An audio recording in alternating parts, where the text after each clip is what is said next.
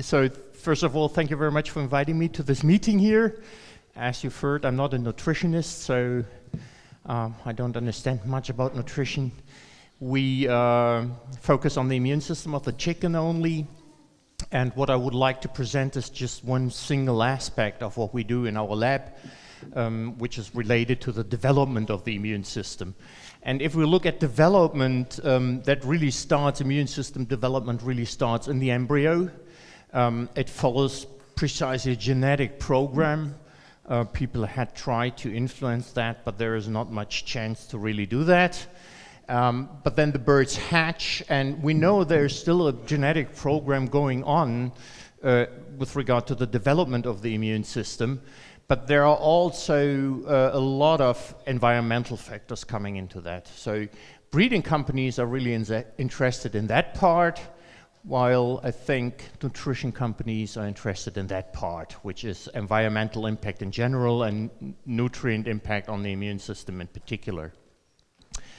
The question is, what are those cues? And what we've done is we've looked at in particular the caecum and the cecal tonsil, this unique lymphoid structure in the chicken gut, which are our two main target structures to look at immune system development and impact on this development.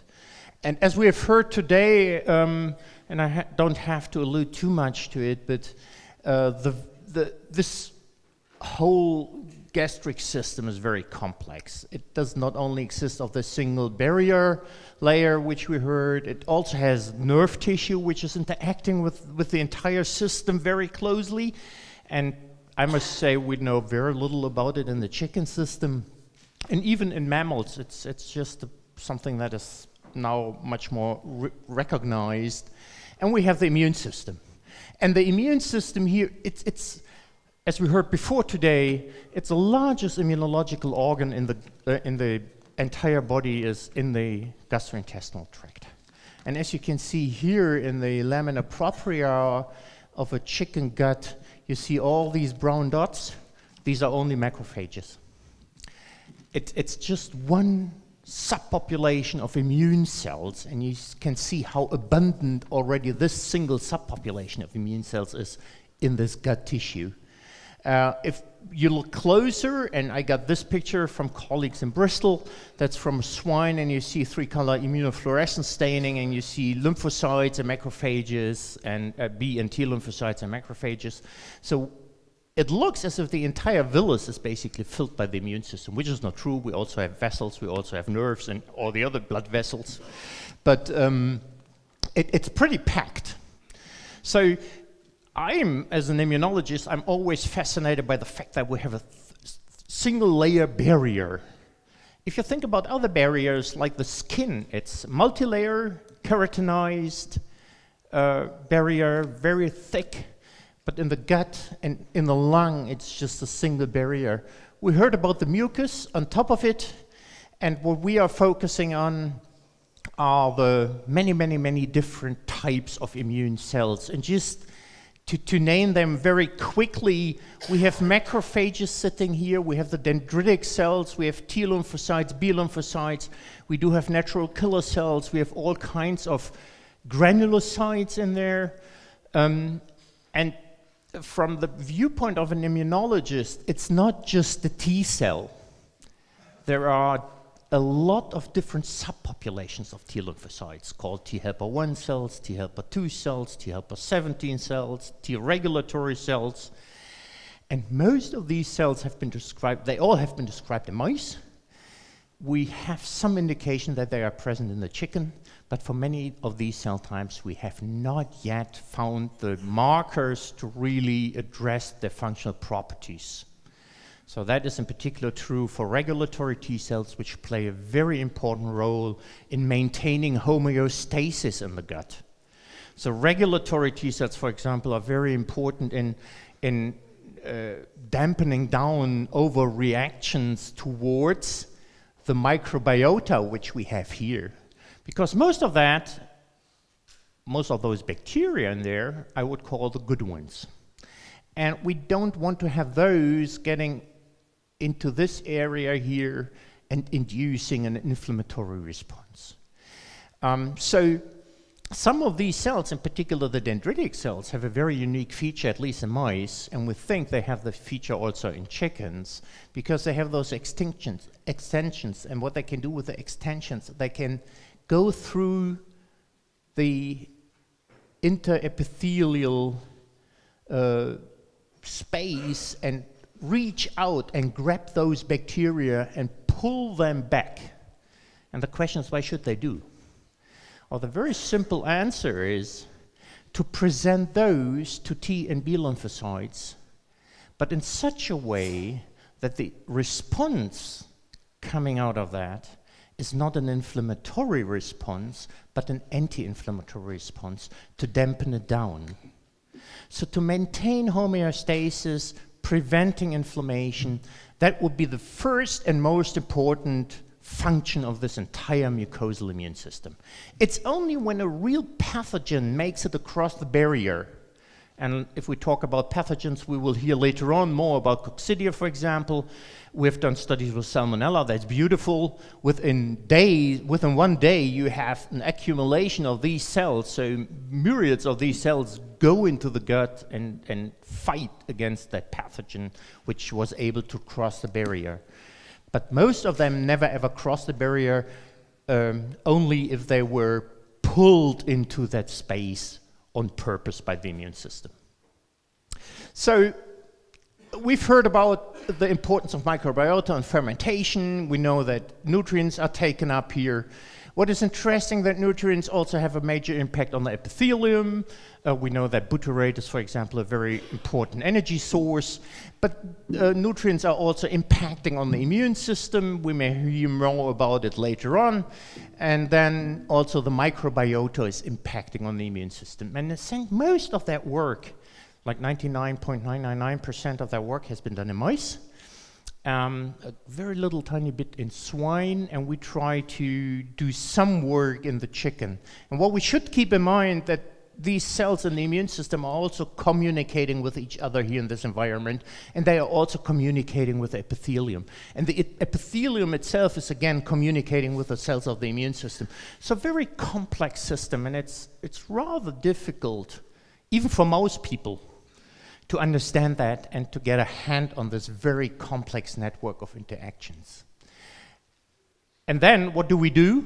We have all these nice ingredients here: antibiotics, probiotics, prebiotics, phytonutrients, immunomodulators, and we dump all that into the gastrointestinal tract, and the immune system has somehow to cope with that. And we have very little understanding of what happens here, really. So what we did was, because it's way too complex for me to understand, we thought we should break it down to a very simple set of experiments, which already had been done over and over again in mice. But I should say, one of the first experiments has been done in the chicken system way back in 1956 by Jeanette Thorbecke in New York. And she, at that time, found cells which she called T suppressor cells. And these suppressor cells are now our famous T regulatory cells nowadays. So what she and what we did was to raise birds basically without microbiota. We heard about the germ-free birds earlier on in isolators, and that was only possible because we had that fantastic collaboration with the people at INRA-Tour. To have these birds in the isolators, and we compare those with SPF birds to see how the immune system develops under the impact of the immune system. We did all kinds of assays. I'll break it down, I don't show you everything. But what we did first, we did microarrays at that time, and we wanted to see what is the difference in gene expression patterns between germ-free birds and SPF birds. Very straightforward approach. What was interesting, and I don't go into that further, but it was interesting, these birds in comparison to those birds expressed a hell lot of solute carriers. So they were all upregulated, all kinds of solute carriers. And since I'm not a nutritionist, they don't tell me much, but if you're interested, I give you the data and you can go ahead. We have all that. As immunologists, we were obviously interested in the pathways called immune function and developmental processes. And what we found right away was that if we compared germ-free and SPF birds, we found very strong regulation of genes of the immunoglobulin family. We found a lot of factors upregulated which play a very prominent role in B cell function and development. And I give you an example. This here is an anti-apoptotic factor for B cells. It provides survival of B cells in that environment. We found AID. Most of you might not have heard about that enzyme, but that is the most critical enzyme in order to get antibody diversification, to make sure that we can respond with good antibodies to almost every antigen. Without this, we will die. No chance to respond to foreign antigens. And a number of chemokines and chemokine receptors, and I'll come back to this later on. So obviously, the first thing we realized was that the microbial colonization of the gut very much impacted on the B cell system and antibody production. And so rather than focusing on the cells of the innate immune system, we really looked at cells of the adaptive immune system and at the B cells in this context initially. So this gives you an example comparison of germ-free birds with SPF birds, and that is staining in the gut for macrophages. And as you can see easily, there is no big difference. Okay, immunohistology is not quantitative, but as you can I'll show you other pictures which are quantitative. So not much of a difference. So it looks as if this part, at least, of the innate immune system is following the genetic program, regardless whether we have bacteria or not. If you look at the B cell system, as I said before, huge difference. Look at the SPF birds. At 3 weeks of age, we see this accumulation of B lymphocytes, and later on the formation of these organized structures which are called germinal centers. These are the structures where the good B cell responses are initiated during vaccination to make a good antibody. None of that happens in germ-free birds. They essentially lack B cells in the gut. You see some brown dots. That is only due to the fact that our antibody is not only staining B cells, but it's also staining a minor subpopulation sitting in the epithelium, which we have no idea what it is. But it's not B cells. So what about production of antibodies, which is a primary feature of B cell function? And as you can see here, they don't produce IgA at all. Well, IgA, most of you might be familiar with that, is the number one, quantitatively, the number one immunoglobulin produced in the body. We find very little in the circulation in plasma, but we find a lot in the gut. It's gram-wise secreted into the lumen of the gut. So quantitatively, IgA is the most abundant immunoglobulin produced by B lymphocytes. And as you can see here, germ-free birds cannot produce IgA. Well, that's really not that much of a surprise. If they don't have B cells, they can't produce IgA. So, obviously, microbial colonization has a very significant impact on B cell development, and it would be interesting to understand which species are actually driving that development. So what we thought is we take germ-free birds and dump in a couple of bacteria. So we added another group to this, and that was monocolonization by just E. coli. And we picked a particular E. coli, which is sold in Germany as a probiotic in each and every pharmacy. As a human being, you can buy it and eat it. And it's really famous because the story behind it is that actually is called E. coli Nissl 1917, because a German doctor at a military camp, which came down with diarrhea, everybody came down with diarrhea, found one single person without diarrhea, and from that person he isolated that E. coli. So it has been around since 1917, and it has now been studied because of its unique properties very intensively. So we thought we picked that one because there was also evidence in the mouse literature that it would be interesting. Did again our sample analysis, as you can see here, macrophages again, germ-free, the single E. coli, conventional, not much difference. I would like to point out one thing here. We don't see inflammation. So we have a bird without any bacteria. We put in a bacteria, and the immune system is maintaining homeostasis and not responding with infiltration of inflammatory cells. It's not responding with a classical phenotype of inflammation, which would be blood vessel enlargement, leakage of blood vessels, and so on and so on. It's just maintaining homeostasis. And if you compare it with the conventionals, okay, that all looks the same. What about B lymphocytes or T lymphocytes in this particular case?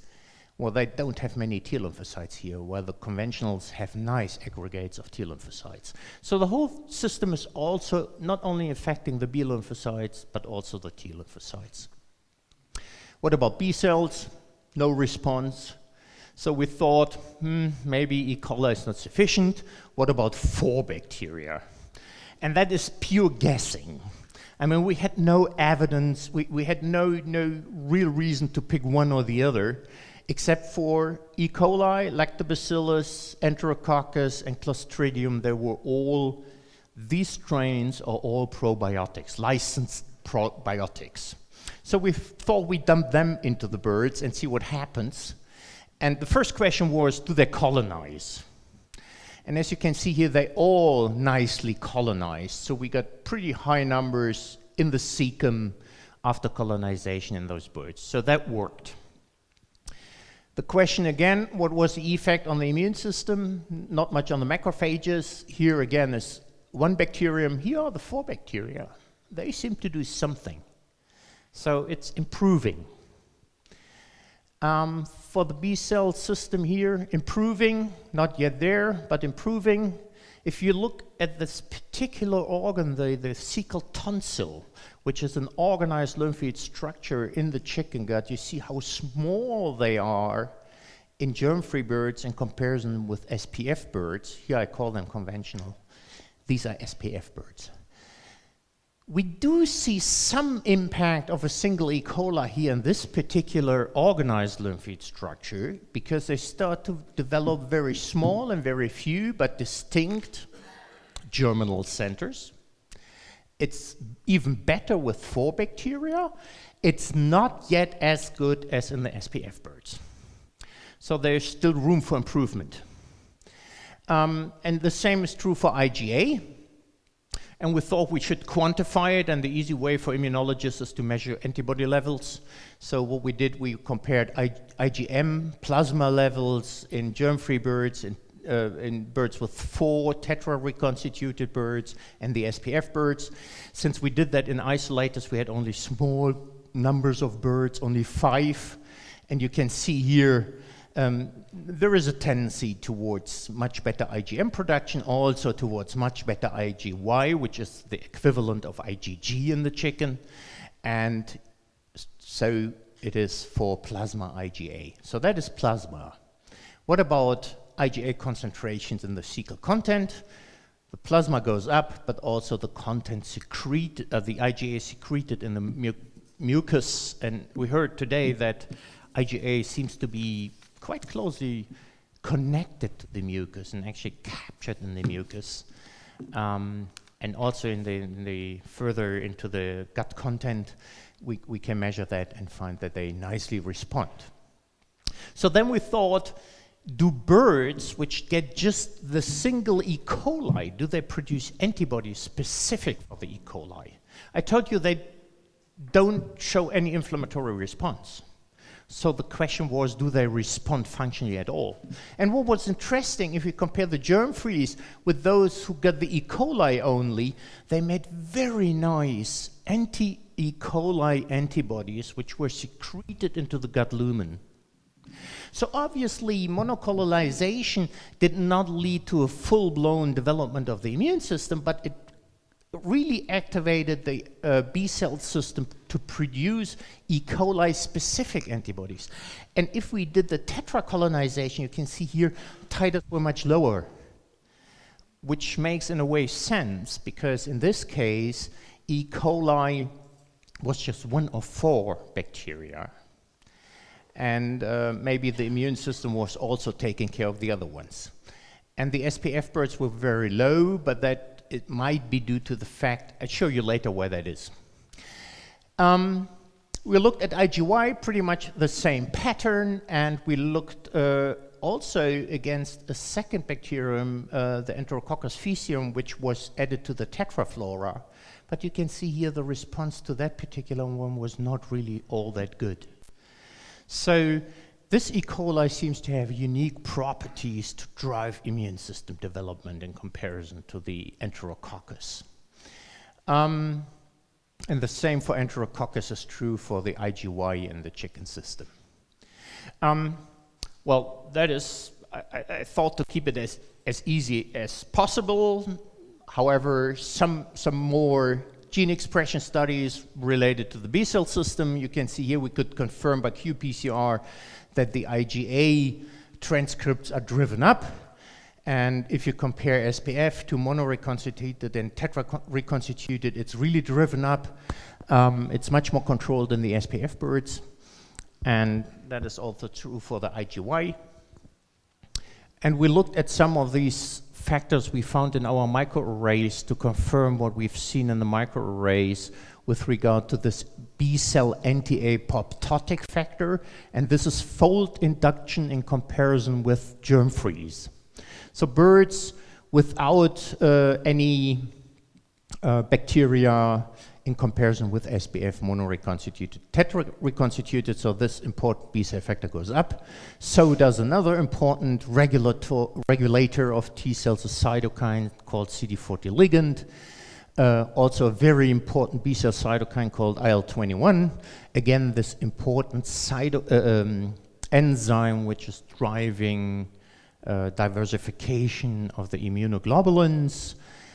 Interleukin-6 goes really up, as you can see. So for most of you in the nutrition business, the simple answer here would be, oh, IL-6 goes up. That is inflammation. Well, IL-6 is kind of a very complicated cytokine because it's really pleiotropic and has many, many different functions. And one of the most important functions of IL-6 is actually to regulate the immune system rather than just being inflammatory.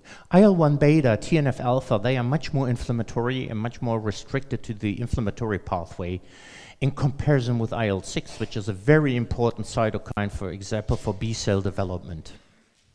And also for the development of regulatory T cells.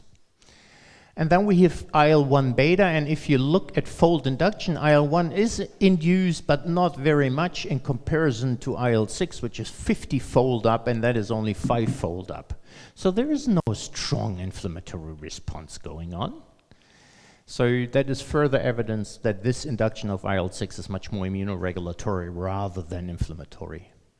So when we arrived at that point, and we have tons of data on that, but when we arrived at that point, we thought, well, this is what we had been looking at up to this point. This is what Mother Nature does.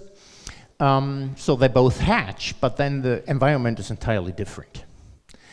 And we thought we should try to run an experiment where we give young birds a chance from hatch to pick up a maternal flora. Saying that in mammals, it's natural that they will get a maternal flora from the beginning. So every piglet, every human being will be in contact with the maternal flora right during birth process actually already. What we do in the chicken world is entirely different. We keep them as clean as possible, as long as possible. And then, well, not in the US though, I know, but this is not what we see usually. So an established maternal flora. So we thought rather to compare germ-free with SPF conditions with what I now call conventional or natural conditions. And now looking just at the IgA concentration, I have all the histology and everything, but everything shows what is shown here. I told you we had a very interesting difference between SPF and germ-free. It's very low if you compare it with the conventional birds.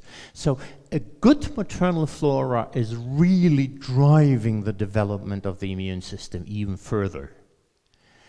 And that is not only true for IgA and plasma, but also for IgA and the cecal content. And because these were, again, only 5 birds, and we never We never ever. Immunologists usually work with 3 to 5 animals, not like nutritionists. But we thought we'd do a real sensitive immunologist study, not 5,000, but let's say 20. And we repeated that experiment. And as you can see here, the SPF birds produced IgA, but those with the maternal flora were much, much better. So we went up from 500 units all the way up to 2,000 units. So 3-fold induction, which is quite a bit with regard to quantitative induction of immunoglobulin. The other interesting point is we immunized both those here and we immunized the group here. And immunization did not drive up the total immunoglobulin level. It drove up the specific immunoglobulin level, but not the total immunoglobulin level. So the impact on total immunoglobulin levels brought about by the maternal flora is much, much stronger than any other stimulus we can come up with, I think. And that is also true for the caecum.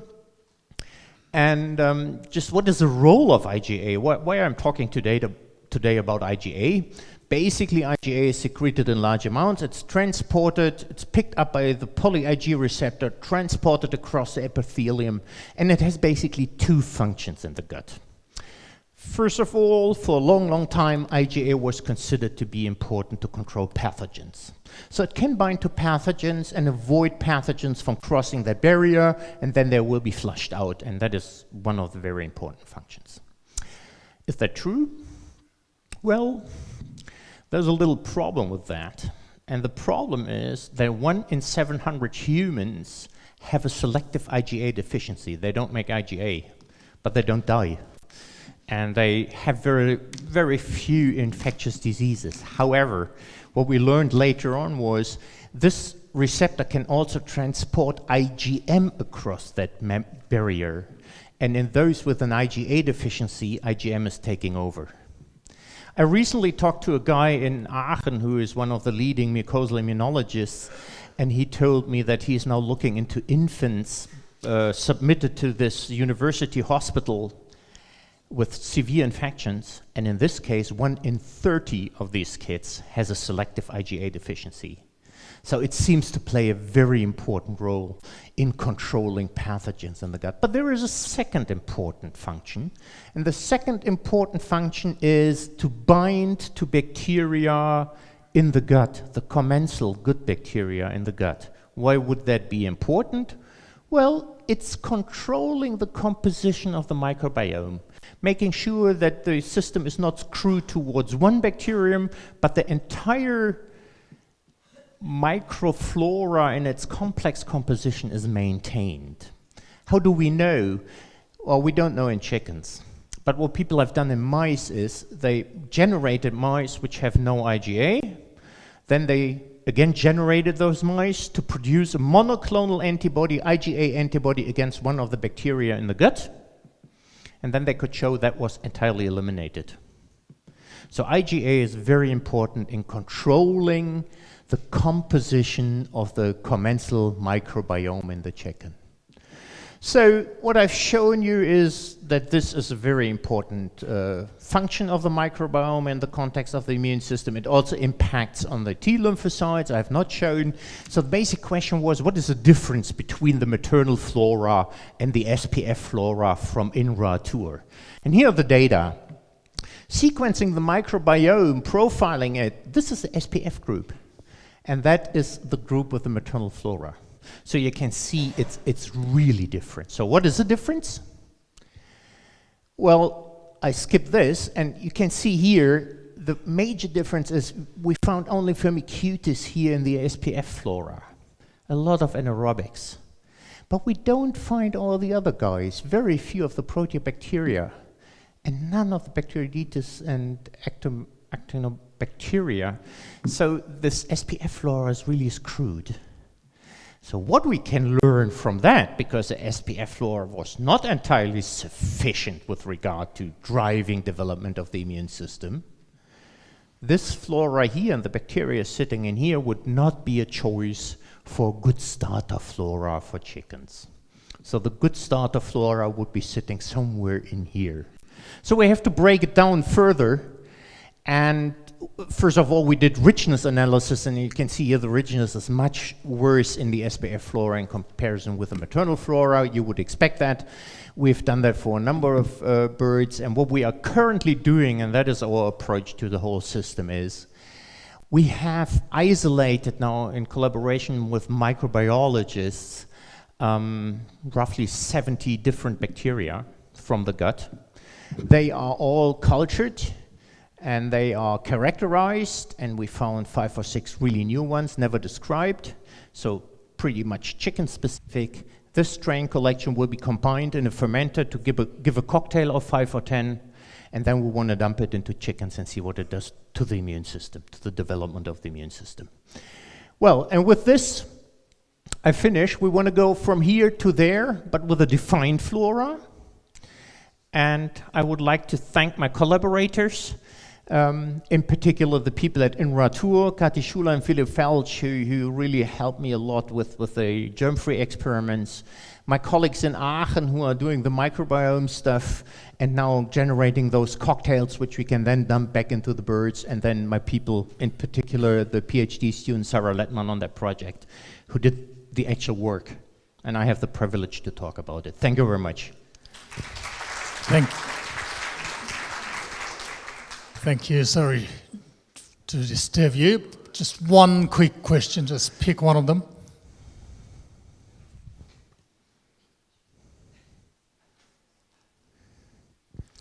Yeah, very good question. We looked at that. We looked at the ileum, we looked at the colon, we looked at the jejunum. We did not look at the duodenum. But the composition, we did microarray studies on the jejunum and ileum, and there was only a minor response to that. So the caecum definitely is, I think, the place to look at. What we don't know yet is where is all the education of the immune system going on? And what we don't know yet is what are the signals to get the immune cells, in particular the B and T cells, into the gut. So there must be signals from the gut to the blood to tell the blood lymphocytes to home into the gut and to stay there and to do their job. And we have no idea how that works and whether they're educated to do that. But it's clearly the caecum to look at.